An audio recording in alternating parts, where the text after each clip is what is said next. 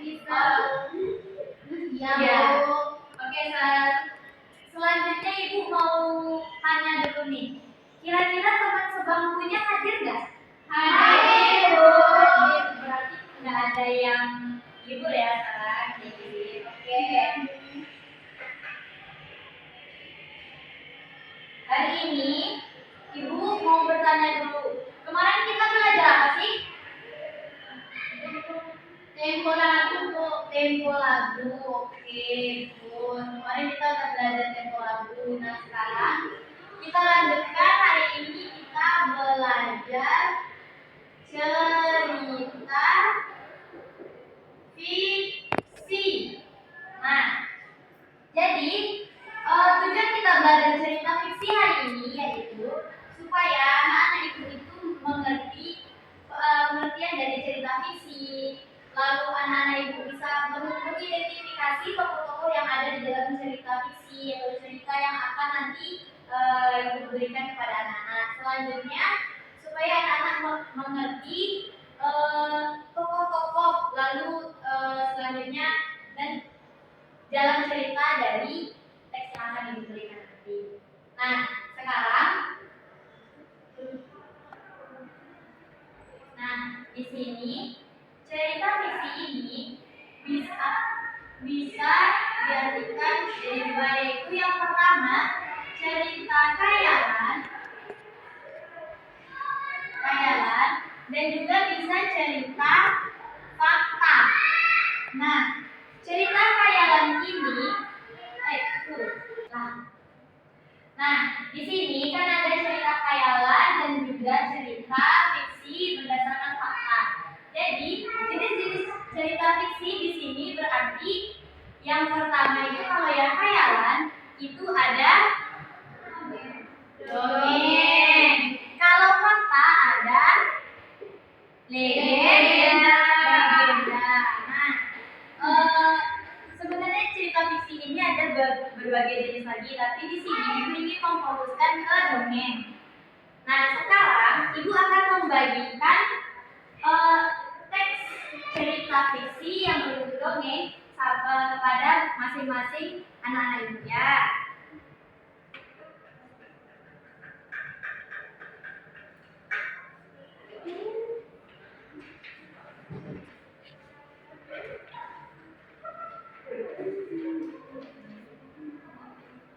Nah, sekarang coba perhatikan cerita itu.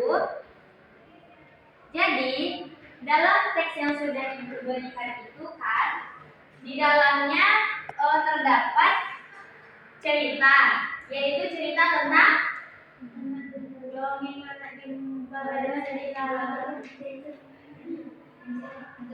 kelinci dan kura-kura. Oke, dongeng kelinci dan kura-kura.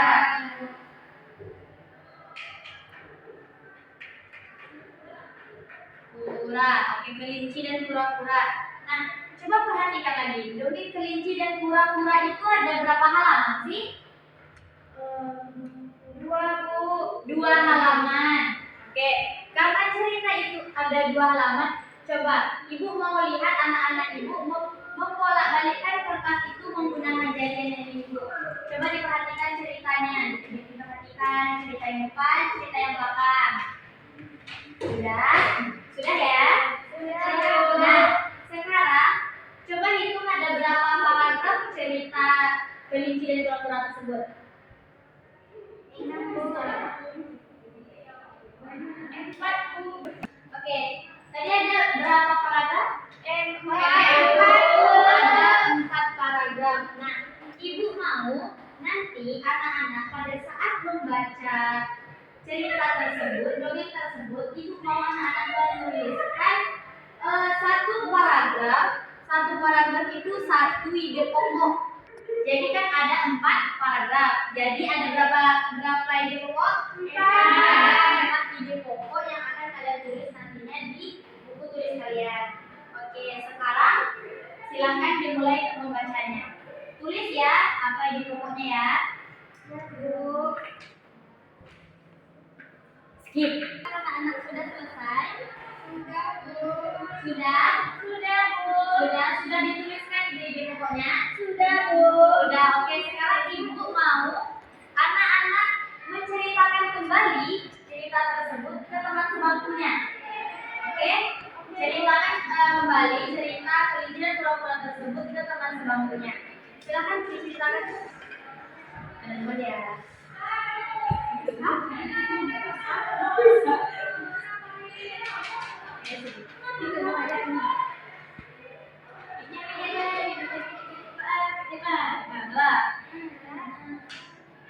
Oke, anak-anak sudah selesai?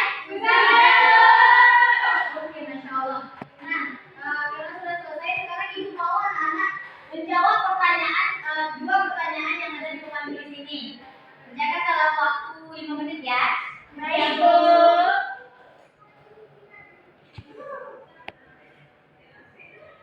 Oke, sudah selesai? Sudah, Bu. Sudah. Nah, sekarang siapa nih yang bisa menjawab pertanyaan dari ibu? Belum ada ditanyakan. Siapa yang bisa menjawab pertanyaan dari ibu, nanti ibu kasih hadiah. Siapa yang mau jawab pertanyaan pertama? Itu Fauza. Nah, siapakah tokoh yang ada dalam cerita tersebut, Fauza? Kura-kura dan si kancil, Bu. Kura-kura dan si kancil. Apakah benar? Salah, Bu. Salah, Bu. Salah, Bu. Oke, siapa? Firza. Siapa? Oh, kura-kura dan kelinci. Oke. Benar? Benar. Yang kedua, siapa nih yang bisa menjawab pesan yang terdapat dalam cerita? Siapa? Siapa yang menjawab? Siapa yang menjawab?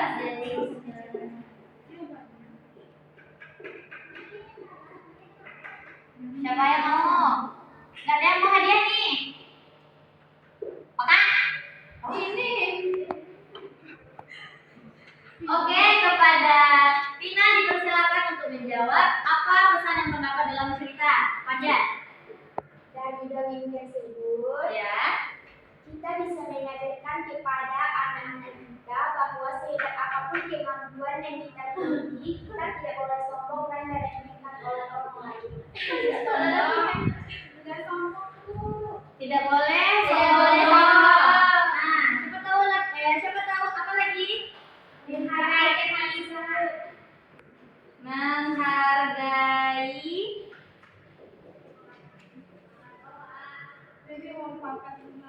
sesama. Apa lagi? Rendah hati. Rendah hati. Oke, ini ntar ya anak ibu. Nah, jadi cerita dongeng ini merupakan cerita khayalan yang dibuat oleh pengarang dengan tujuan untuk menghibur para pembacanya. Nah, di dalamnya juga terdapat pesan moral, tokoh, dan juga alur cerita. Nah, di sini ibu juga akan menjelaskan sedikit tentang di dalam cerita itu yang pastinya terdapat pemeran. Seperti yang pertama itu ada pemeran apa? Utama. Pemeran utama, bagus. Apa lagi? Pemeran pengganti. Pemeran pengganti. Nah, kalau di cerita tuh biasanya kan ada tokoh yang baik sama tokoh yang jahat. Itu apa sih namanya? Kalau tokoh yang baik apa namanya? Yang baik? Tokoh yang baik apa namanya? Protagonis. Kalau yang jahat? Antagonis. Antagonis. Oke. Nah, jadi di dalam cerita itu pasti ada yang namanya pemeran utama, pemeran pengganti, ada tokoh yang baik dan tokoh yang jahat. Oke. Nah, jadi sekarang ibu ingin bertanya kepada anak-anak dari materi cerita fiksi ini, apakah ada yang anak-anak yang belum paham? Sudah paham? Sudah. Nah, pembelajaran kita selesai di di sini, besok kita akan mempelajari pelajaran yang lebih seru lagi, lebih asik lagi dari ini ya. Baiklah anak-anak, cukup di sini pembelajaran kita pada hari ini. Kalau misalnya ibu ada salah kata, ibu minta maaf. Kepada selanjutnya silakan perhatikan dulu barang-barang anak-anak ibu. Silakan dirapikan dulu, masukkan ke dalam tasnya. Nggak ada tas. Dalam tasnya. Sudah? Sudah. Oke, sekarang kepada ketua kelas silakan disiapkan kelasnya untuk pulang. Untuk mengatur pembelajaran kita hari ini, aku boleh membacakan. Alhamdulillahirabbil alamin. Subhanallahumma wa bihamdika asyhadu an la ilaha illa anta astaghfiruka wa atubu ilaik. Terima kasih kepada anak ibu. Oh ya, tadi yang berhasil menjawab pertanyaan ibu siapa? Saya, Bu. Nah, sama? Sudah, ini kan ya. Bagus. Nah, setelah ini anak-anak boleh pulang. Wassalamualaikum warahmatullahi wabarakatuh. Waalaikumsalam